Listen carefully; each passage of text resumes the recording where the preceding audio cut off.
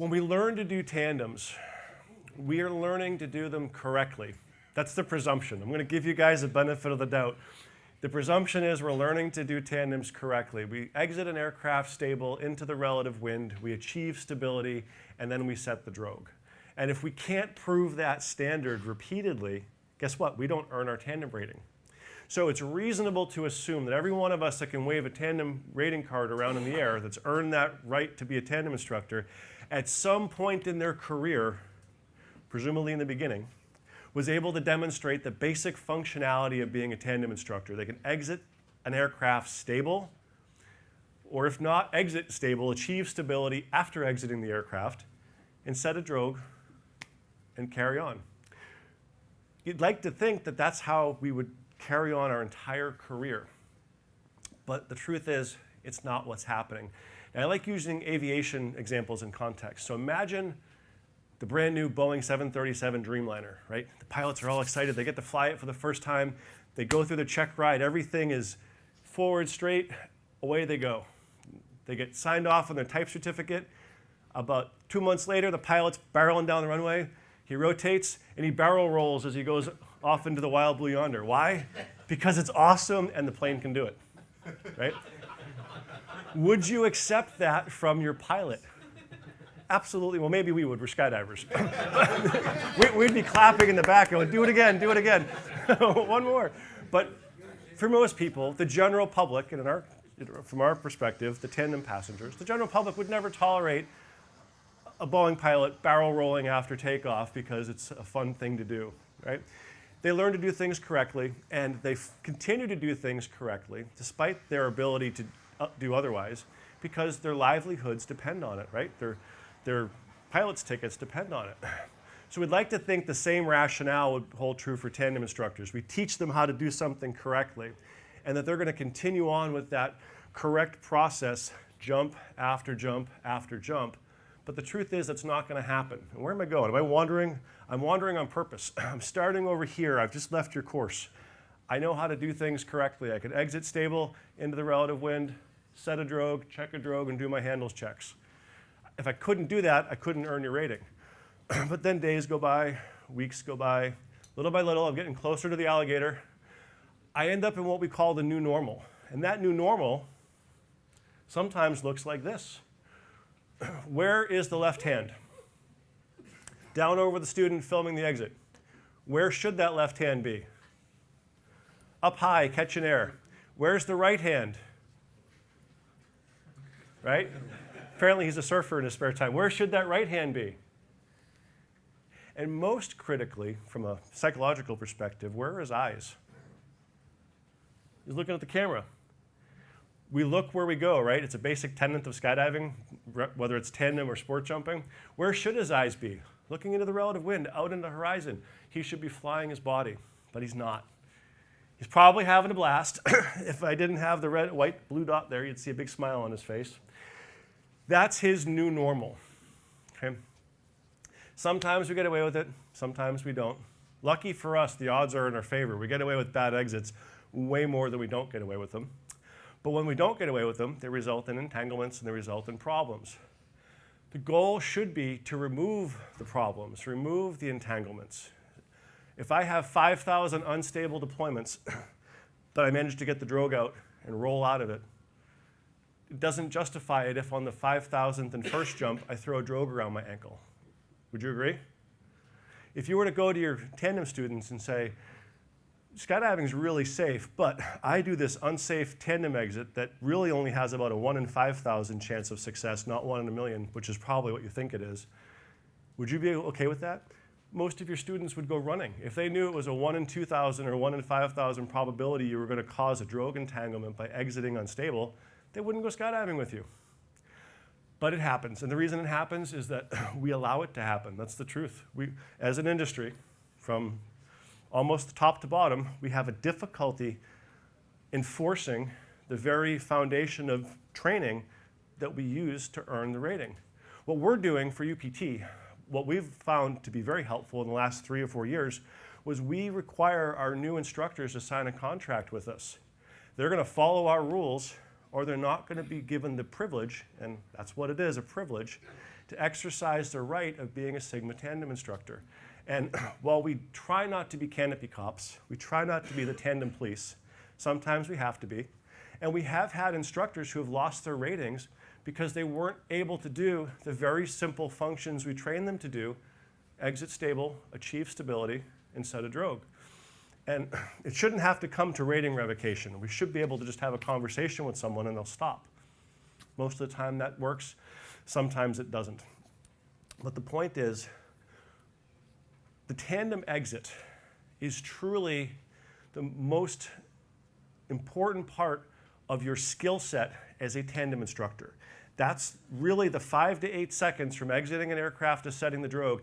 That's the difference between a skillful skydiver that can fly their body into a stable orientation regardless of what their student is doing, versus the other end of the spectrum, the skydiver who lacks confidence, who cannot fly their body, and all they're thinking about is getting the drogue out as soon as humanly possible because they're afraid of 2 words put together: tandem freefall.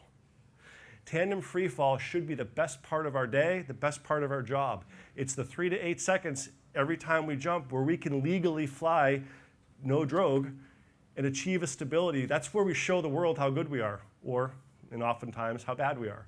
And it's all out there from one end of the spectrum to the other. So all my goal is with this presentation is hopefully to give everybody a moment of pause, to think about where they were when they got their ratings in terms of their tandem exits, where we are today, how far have we deviated into that new normal, and what corrections, if necessary, do we need to bring back so that we put our tandem exits back to proper procedures.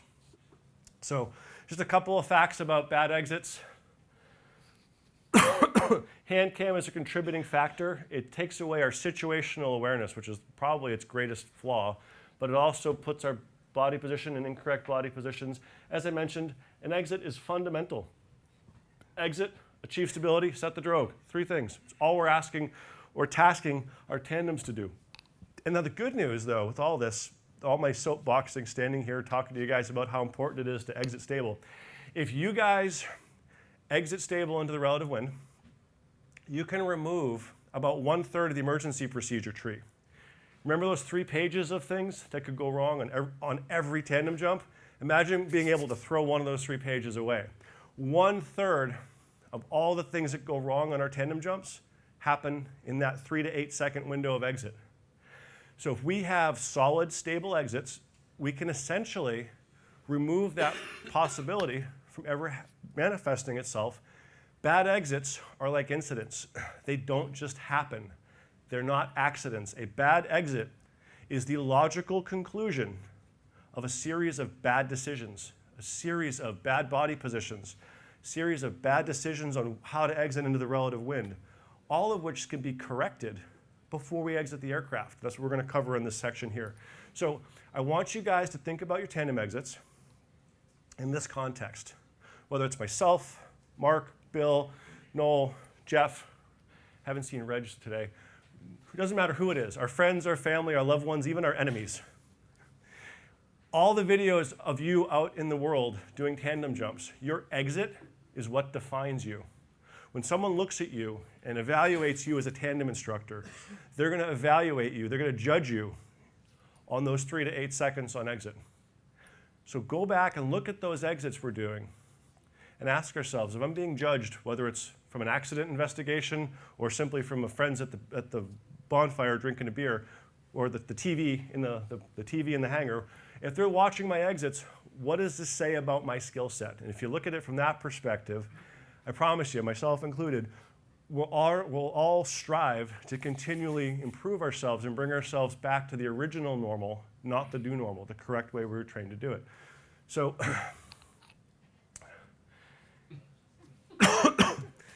what do we see here? This is a critical one. Somebody tell me, what's the big issue we're dealing with right here? Do you teach in the BPA to exit an aircraft with your hand on the drogue? This is not a BPA instructor, just to be fair. Is he a CF jumper? Is he doing CF from the other guy? I've seen tandems in something like 30 different countries. I've never seen a tandem federation or a national federation that teaches tandem. I've never seen any federation teach exit with your hand on the drogue. Yet, this is a new normal. I promise you, because I know who trained him, I promise you the examiner did not train that instructor to exit with his hand on the drogue. I also can promise you that if that instructor exited that aircraft in his course like that, he would not have passed the course. Yet this is his new normal. Jump after jump after jump. Hop out of the aircraft and throw the drogue. Why? Because he can't get in a side spin if he throws a drogue as soon as he leaves the aircraft. Have any of you guys ever been in a side spin? Did you survive? Right? There's a procedure for it, right? The side spin is nothing to be afraid of. We figured out what causes it, and if we follow the basic tandem exit criteria, we can't get into one if we follow correct body position and orientation into relative wind. Yet there's instructors that are so afraid of that boogeyman, that fearful side spin, that they're willing to throw a drogue right out the door of an aircraft. And the really unfortunate part here is, look at the body position. Does that body position increase or decrease the probability of having a side spin? Manifest destiny. He's actually creating a situation that is going to increase the probability of the very thing he's afraid of with his hand on the drogue. Goes back to lacking confidence. Okay, so unstable exits, unstable drogue throws, and all this stuff is in the public domain. None of us have the time to go looking for this stuff. I call it fish jumping in the boat. Your friends and your coworkers see this stuff and they go, wow, I can't believe someone's exiting like that, and they forward this information to us. I've got a 1 terabyte hard drive full of mayhem and chaos, and I didn't go looking for a single video or a single photo. This is what's out there. This is what gets passed along on those Facebook groups and on dropzone.com and YouTube videos. Oops, sorry. This is what becomes the new normal. The only way to fix it is to audit the situation. We have to go back. And I'll take it away from tandems for a moment. Let's pick on the packers. How many packers do we have in here? None? Good, I'm safe. Imagine you teach a tandem packer how to pack a tandem parachute perfectly by the book. Okay? Day one. Let's say you have 2 tandem packers perfectly by the book. At the end of the month, are either of those 2 pack jobs going to look like what you showed them how to do on day one? No, they're going to deviate. It's human nature. They're going to go off in their own directions. And not only that, those 2 pack jobs will look nothing like each other either. The only way to ensure that the pack jobs come back to standardized processes is to do what? Go back to the packers and train them again. And they will deviate again, as they're supposed to do. You will then bring them back. They will deviate again. And that repetitive cycle will go on for all time. The same thing is going to happen in tandem exits. Tandem exits are going to naturally deteriorate, naturally deviate over time as we become tired, bored, lack amusement. We need something to keep ourselves entertained. We're all going to, at some level, either consciously or subconsciously, deviate our tandem procedures. So the only way we can go back to the correct procedure is to audit and fix. How many pilots are in the room? What do pilots have to do every 2 years? Biannual? What's that designed to do? To prove proficiency, that you're flying the way you're supposed to, not the way you're capable of, because they're not always meeting at the same point. Tandems are the same thing. The only difference is that most government agencies require biannuals.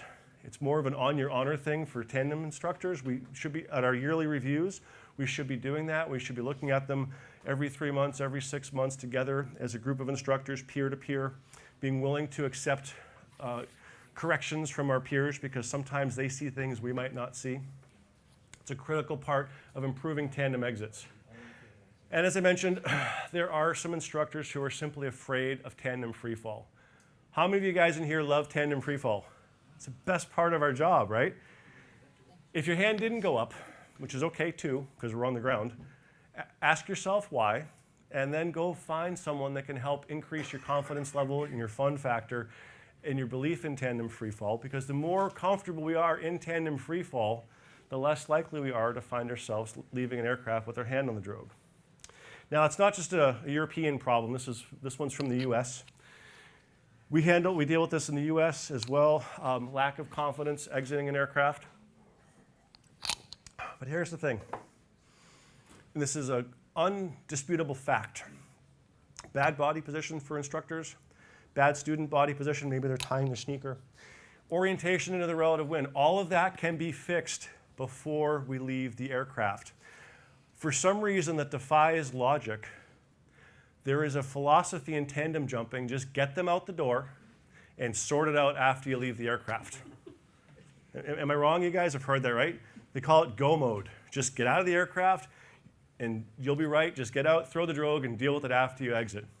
I promise you, it's been my personal experience and my research experience, it is 1,000 times easier to fix these problems inside the aircraft than after having left the aircraft. And the one critical difference between the two is if you're trying to fix a problem in the aircraft and you cannot fix it, you do not have to land that tandem. If you're out of the aircraft and you cannot fix it, you are going to land that tandem, regardless of its configuration. So work smart, not hard.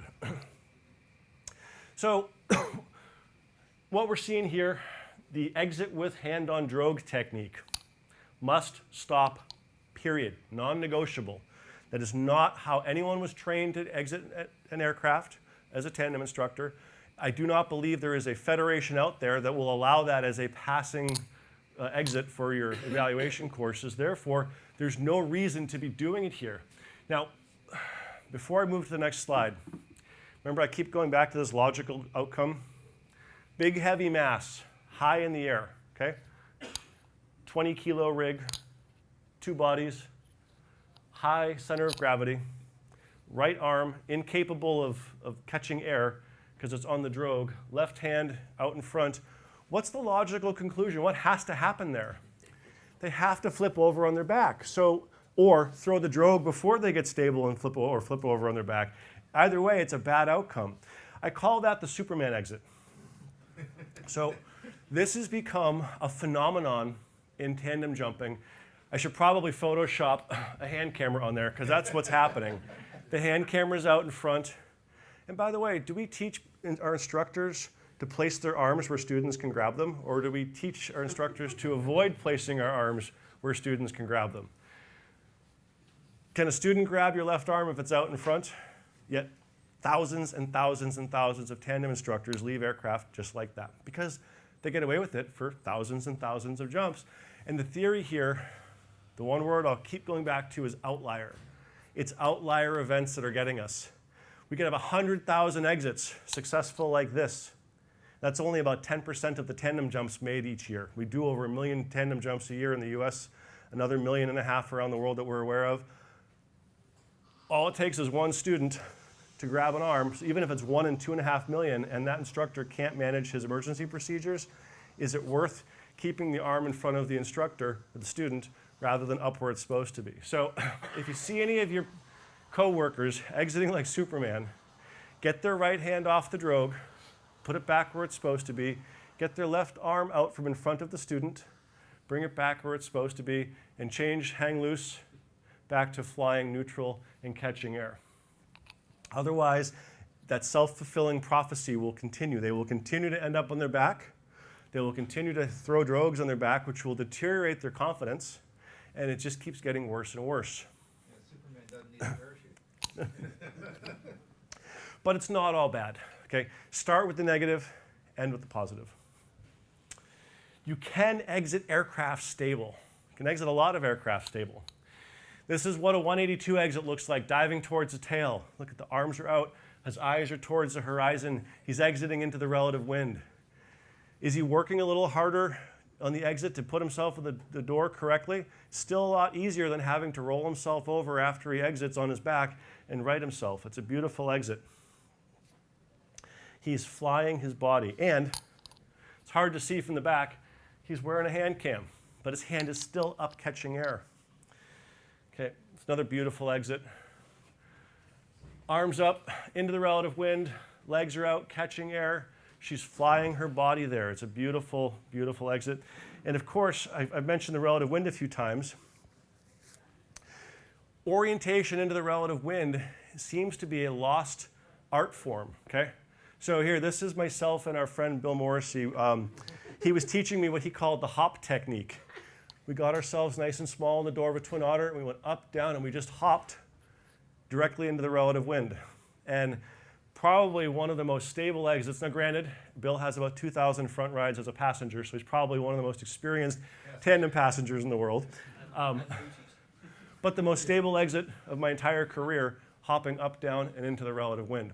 I offer you that simply because every aircraft we jump out of has a relative wind. It has to. We're flying through the air. And understanding where that relative wind is as we exit and how to put our bodies into that relative wind is a critical part of being a tandem instructor. So we put ourselves in the door, and we're looking for three things: our body position, our student's body position, and our orientation to the relative wind. Sometimes in the aircraft, like a twin otter, it's large enough that we can turn ourselves in the plane and just step out into the relative wind. Other aircraft have smaller doors, smaller apertures, like a King Air has a tiny little door we have to sneak through, turn 90 degrees and get out. Whether we're trying to cram through a small door or exit a big wide side door or even a tailgate, regardless of the aircraft, every aircraft has a door, in theory. Therefore, every aircraft has a relative wind, and it's our job to transition from that door into the relative wind. And if we fix those three things, our body position, our student's body position, and how we're going to transfer into the relative wind before we exit, our job after we exit is going to be monumentally easier than simply throwing ourselves out the door and hoping for the best. So the technique that I teach, and I didn't create this, I stole it from a motorcycle safety course about 25 years ago. It's called CPD. And here's how it works. I'm riding my motorcycle down a 2-lane road. I look towards the horizon because motorcycle riders don't look directly in front of them, otherwise they're not going to be motorcycle riders very long. We always look to the horizon to see what's coming. So we're scanning the horizon. We interpret the information that we see. I'm in the UK. A car is coming towards the intersection. I predict the outcome, that they're texting and driving when they should be focusing on the stop sign. I determine that the best course of action is for me to remove myself from that lane and to slow down so that when that car runs through the intersection, I will have already executed the safety procedure to remove myself from that position before I put myself in conflict with them. If you drive a car, anytime you go on the M25, you're subconsciously using this process and you are avoiding 50 to 100 accidents every time you are on a highway. Every time you're braking, as you see the red lights coming on in front of you down the road, before you even have time to register it, you're not consciously thinking about it. Your mind has been trained to scan for all of this input. You're basically acting like, a fortune teller. You're predicting the future based on what you see in front of you. You can do exactly the same thing with these three criteria. Scan the instructor body, scan the student body, scan your orientation to the relative wind, interpret the outcome, interpret what you're seeing, whether it's correct or incorrect, predict the outcome, determine if corrections are needed, and execute them before you leave the aircraft. And if you do that, you will have the easiest time in the world as a tandem instructor because your exits will be stable. They can't not be stable if you're doing all this in the aircraft. So we have a number of different aircraft we exit from. 182, it's a small door, it's a lot of work, but it's rewarding, right? Punishing. I showed you one correct example of diving towards the tail. You can also dive towards the horizon as long as your arms are out and you're following the basic exit procedure techniques. Twin Otter, Caravan, Pac 750, all side door aircraft. The intent being to turn into the relative wind in some fashion as you're exiting. Skyvans, well, I forgot King Air. How do you exit a King Air? The door. The door, yeah. It's magic. You're inside the aircraft, you say abracadabra, and next thing you know, you're out of the aircraft. It's a tiny door, and trying to get two people from inside that plane to the outside does require a bit of magic. Actually, practice. Get as small as we can in the door, and as we're leaving that small door, turning into the relative wind makes our lives so much easier. Skyvan, we dive towards the tail. Helicopter, balloon, and specialty aircraft, they happen very infrequently. Tandem jumps out of these aircraft happen very infrequently. But it is our responsibility, regardless of the aircraft, to learn how to exit before we exit the aircraft. You might learn to skydive as a tandem instructor at a twin otter drop zone and then go to a 182 drop zone, and you might need immediate retraining on 182 exits, and that's okay. Doesn't matter how many jumps we have. Recognizing we have a skill set that needs improvement before we find ourselves in the door of that plane trying to figure it out makes our lives so much easier. And to put this in a more serious context, because it is kind of fun, we do have a serious comment here, and that is we lost a tandem pair on a 182 that got hung up on the step of a 182 about 3 years ago. An instructor that was experienced instructor, experienced with side door turbine aircraft, and had expressed concern about exiting a 182. Now, the 182 didn't have a door, but there's been hundreds of thousands of tandem jumps made out of 182s without doors. That's not by itself a problem. The 182 didn't have a dance floor step. It was a factory step, the little, we call it a Twinkie. You know, it's like the size of a pen. I call it the grappling hook. The grappling hook had a little factory step on the strut. But tandem instructors have been making jumps out of 182s with that step for years. So we're leading ourselves to this incident. These illogical acts and decisions are kind of bringing us to that point. And the instructor had expressed concern about exiting a 182 in that configuration. Now, we say this with obviously respect. We want to treat it delicately. But if we have a concern about exiting an aircraft, what could we do? What are some of the things we could do in that position? What would you do? Not jump. One, not jump, of course. Ask for help. Dirt dive on the ground. Dirt dive until we're comfortable, until that nervousness and apprehension goes away. Better yet, would you take me on a tandem jump? Let me ride with you as a tandem passenger so I can see what it feels like to be a tandem student. And when that's done, can we swap roles? Let me be an instructor with you, an experienced instructor on the front. Work ourselves up to that first exit. That's what we should do. But truthfully, most of us wouldn't have done that. Most of us would have just said, you know what, let's just get out the door and we'll sort it out. And more often than not, we get away with it. But in this instance, we didn't. So the learning point there is if you find yourself in an unfamiliar aircraft, you have questions or concerns, learn from the mistakes of others, learn from the situations that others have found themselves in, get the information on the ground before putting yourself in the aircraft. And if you're not fully confident that you can exit that aircraft in whatever configuration it's presented in, then don't jump. You never have to make a tandem jump. We're never forced to get out of an aircraft. Okay, so there's one more exit to review. The gainer. What do you guys think about the gainer? Good? Bad? Are you allowed to do it here in the UK? The layout. What's that? The layout. I'm sorry, the back layout, not the gainer. The back layout. Anybody here do it? And I don't even want to see the eyes come up, but anyway, anybody? No. We try not to be the parachute police, and we don't allow or disallow gainers. People always ask us that. Do you guys allow gainers? We allow any exit with the intent of getting into the relative wind that ends in a stable exit before setting the drogue. That's what a gainer would be, could be, should be. So yes, you can do gainers, but there's some things to consider. Can it be done right? Absolutely. And in doing it right, nothing changes with exit, get stable, then set the drogue. When you see people with their hand on the drogue as they're leaving the aircraft, they are committing to that drogue throw no matter what the orientation is. That is not a correct exit. That would classify as a wrong exit. And typically, truthfully, air quotes, there are a lot of tandem instructors that do gainers because it's an easy way to get out of an aircraft without having to fly your body. They don't know how to exit stable, so the gainer is a way to kind of cheat and get out without having to prove that they can fly their body and get stable, as we'll see. So not everyone should be doing them, meaning that not all passengers should be put through gainers. I'm going to show you a quick video on that. And the exit fundamentals don't change. Exit, get stable, set the drogue. So we can turn the camera off. I have a couple of videos I'm going to show you guys. So most national federations and UPT all have a minimum experience requirement before we allow someone to put a camera on their hand, because we realize that as a tandem instructor, we're learning a skill set that the camera is going to immediately deteriorate from us because our loss of situational awareness. We're no longer thinking about the relative wind or the aircraft. We're thinking about the blinking red light in our hand and all the cool shots we're going to put on Facebook at the end of the day.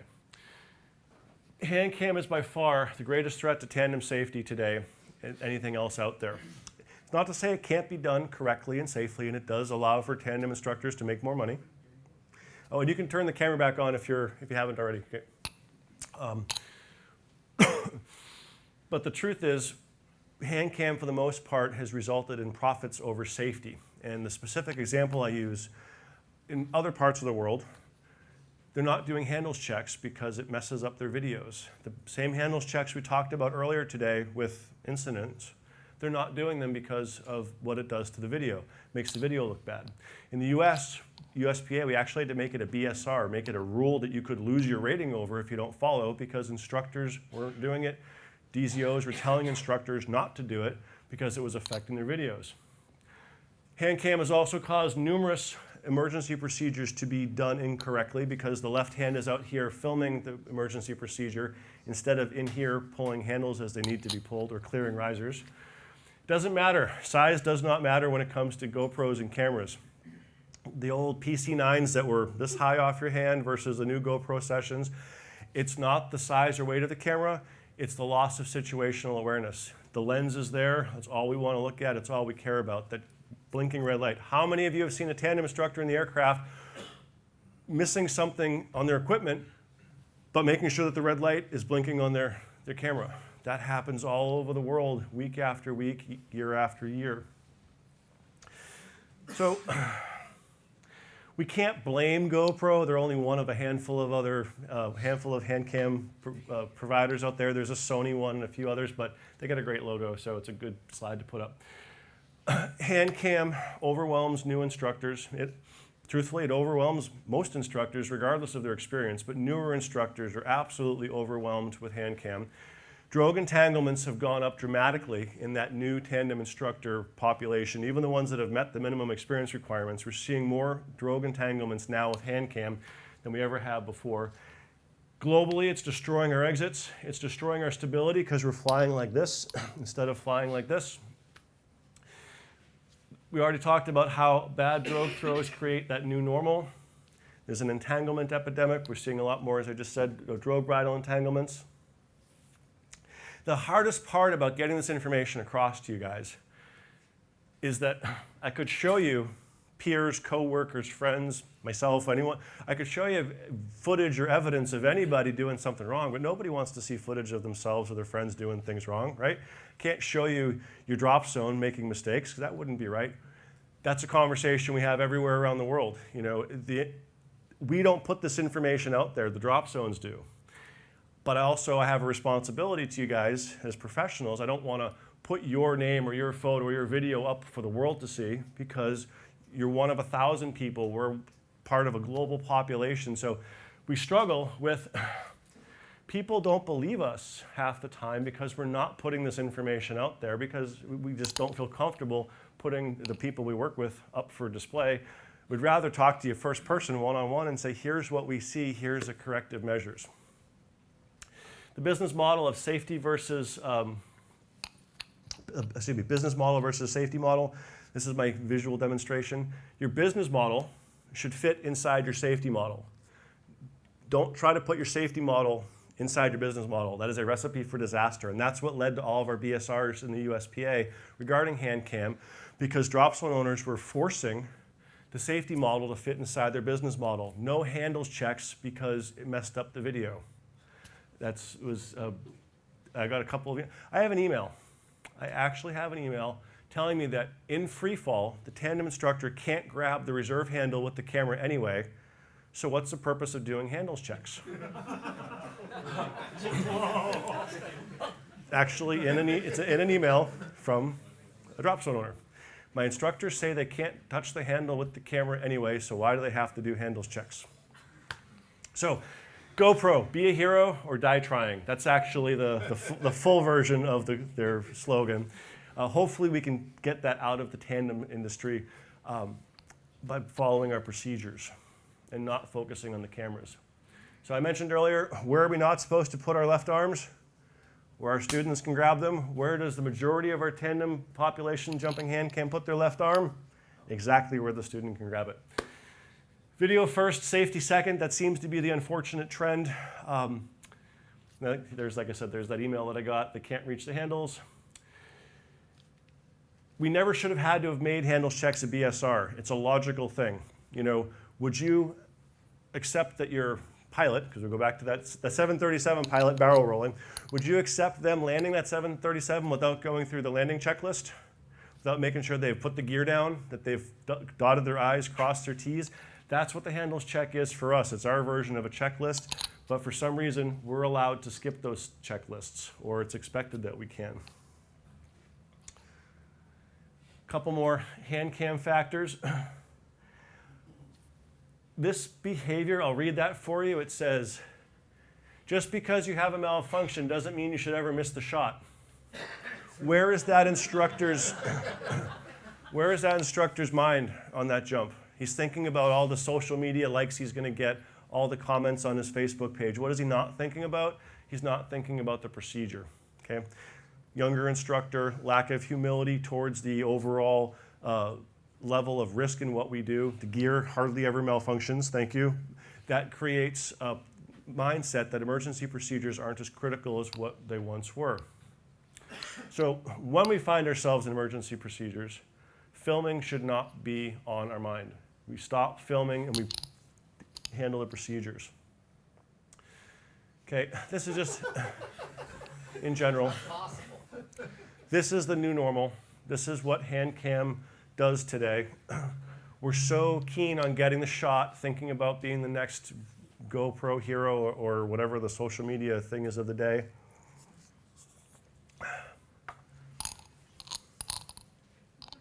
I had a lot of fun putting all these circles on these people coming over here. This is one of my favorite parts of the presentation, some of the dumb things we do. Okay. Aircraft buzz jobs. That's really popular. It's not like a tandem could ever get hit by an aircraft, right? That would never happen. Wait, that did happen, right? Pilatus Porter took off the bridle and the drogue of a tandem pair that it was swooping a few years ago. That tandem instructor, that was amazing how he managed that process. Put a reserve over their head and they landed uneventfully. Any of you guys ever see the video of that? He was so calm after that airplane hit him. It was like he was just, okay, let's just get down on the ground, and that was it. Amazing. So a lot of our dumb ideas are motivated by money from the drop zone side. We also have wingsuit flybys. Eventually that's going to kill 3 people. Tandem crew, thankfully that's been outlawed, if you will, but it's still happening. Tandems flying relative work with each other. Eventually we're going to have a tandem crew disaster again if it continues to be ignored. But directly as it relates to us, there's the camera again. Okay, gets a great shot. That's my favorite camera. The camera's right on, like the unicorn, the skydiving tandem unicorn. This is a pre-flight. You'll notice that the reserve ripcord is over the cutaway cable housing. Here we have another tandem student using the reserve, sorry, this is really hard to see with the lighting, but they're using the reserve handle as their student passenger handle. And this one, they're actually deploying the reserve in the photo. The reserve handle is down about 6 inches. We talked about the tandem videographer earlier, that they know their role in the drogue bridle entanglement. That's a famous shoelace. Okay. So we talked about this. Anyone swooping a tandem videographer or a fun jumper needs to know that procedure. The videographer can also be another line of defense. If they know what our procedures are and what our emergency scenarios are, sometimes they can see them better than we can. So a lot of videographers have great working relationships with their tandem instructors. They know what to look for, thumbs up, pull signs. They know when and where to say stuff like that. But the videographer can also make things worse. There's a growing trend of videographers bullying tandem instructors. I'm the videographer, you're the new tandem instructor, you will land right here. I'm not going to run down the field and chase you. So what ends up happening to our brand new tandem instructor? He hooks himself in with a student trying to get back in front of the videographer. Yes? One video I saw as well, which astounded me, where a guy got out through a drogue, went around his foot and got entangled, and the camera fly kept trying to untangle the foot, so therefore the tandem instructor couldn't do his drills. So the camera fly was like, I'm going to save you, and in reality he was actually potentially going to kill him. So a lack of communication between the tandem instructor and the videographer by a good-intentioned videographer, yep. So absolutely helps to illustrate that point. Then, of course, failing to track away. This is something that happens